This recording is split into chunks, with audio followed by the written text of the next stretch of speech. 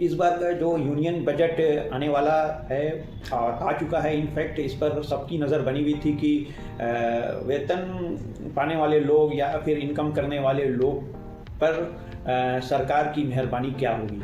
तो इनकम पाने वाले लोग और वेतन पाने वाले लोग का मतलब कि आय पर मिलने वाले जो हमें इनकम्स होते हैं उस पर सरकार ने क्या कुछ राहत दी है। तो न्यूज़ सामने आ रहा है कि finance minister Nirmala Sitharaman union budget 2025 में नई कर व्यवस्था के तहत 12 लाख रुपये तक की आय वाले व्यक्ति को आयकर नहीं देना होगा।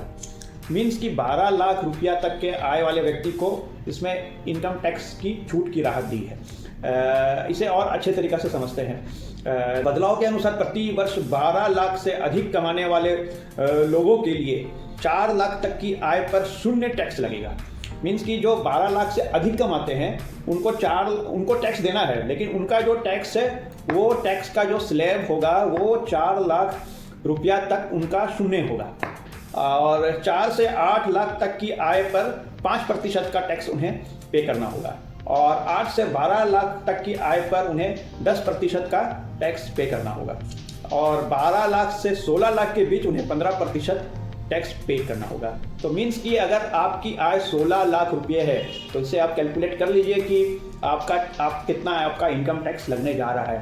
पहला स्लैब जो 4 लाख तक का है उसमें आपको कोई टैक्स नहीं देना है। 4 से 8 वाले में आपका टैक्स 5% लगना है और उसके ऊपर 8 से 12 लाख की आय पर आपको 10% का टैक्स लगना है। 12 से 16 लाख का आय वाले लोगों को 12 से 16 लाख के बीच में जो इनकम है उसका टैक्स आपको 15% लगना है।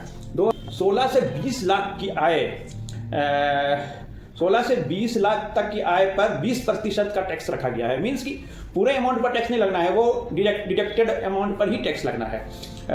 मीन्स कि 16 से जो ऊपर की आमदनी होगी, मीन्स 16 से 4 लाख, मीन्स कि 4 लाख रुपया की आमदनी पर आपको 20% का टैक्स लगना है। 20 से लेकर के 24 लाख रुपये पर प्रति 25% का टैक्स लगना है और 24 लाख से अधिक की आय पर दोस्तों 30% का टैक्स लगना है।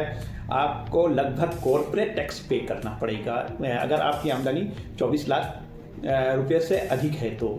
लेकिन मीन्स की डिडक्टेबल आपको टैक्स लगना है। मैं इसे आपको 24 लाख से अगर आपकी आमदनी ऊपर है, जितना भी आपकी आमदनी है, अगर आप सपोज करो 60 लाख रुपया आपकी आमदनी है तो 24 लाख से 60 लाख के को माइनस करते हैं जो अमाउंट होता है उस पर हमें 30% का टैक्स देना है। इस 12 लाख रुपये तक कमाने वाले लोगों के लिए तो टैक्स नहीं रखा गया, लेकिन 12 लाख से जिनकी आमदनी ऊपर है उनको टैक्स किस स्लैब पर देना है ये मैं एक बार आपको डिटेल्स समझा दूँ। स्टैंडर्ड डिडक्शन का भी प्रावधान रखा गया है। स्टैंडर्ड डिडक्शन जो मानक कटौती होती है उसे 75,000 रुपये रखा गया है कि मीन्स की 12,75,000 रुपया के उपरांत आपकी टैक्स कैलकुलेशन किया जाएगा। 0 to 4 लाख के बीच में उनका टैक्स नील होगा और 4 से 8 लाख रुपया तक में उन्हें 5% का टैक्स लगना है और 8 से 12 लाख रुपया तक में उनका 10% का टैक्स लगना है और 12 से 16 लाख रुपया के बीच में 15% उन्हें पे करना होगा और 16 से 20 लाख रुपया तक में उन्हें 20% का टैक्स लगना है और 20 से 24 लाख रुपये के बीच की जो आमदनी होगी उसमें 25% का टैक्स लगना है और above 24 lakh 24 lakh and above उनको 30% का टैक्स पे करना पड़ेगा। कि मीन्स कि अगर सपोज करो कि किसी की इनकम 13 लाख रुपया है तो 13 लाख रुपये में पहले तो 4 से 8 लाख रुपया से ही उन्हें टैक्स पे करना शुरू कर देना होगा। कैलकुलेशन करना पड़ेगा क्योंकि 4 से 8 लाख के बीच में उन्हें 5% का टैक्स देना है, 8 से 12 के बीच में उन्हें 10% का टैक्स देना है और 12 से 13 लाख के बीच में उनका जो टैक्स स्लैब आएगा वो 15% का आएगा। तो वो जो जोड़ करके उनका टैक्स आएगा वो उन्हें पे करना पड़ेगा। तो आप अपना टैक्स का कैलकुलेशन करिए और कमेंट में बताइए कि आपको कितना टैक्स पे करना पड़ेगा 2025 से।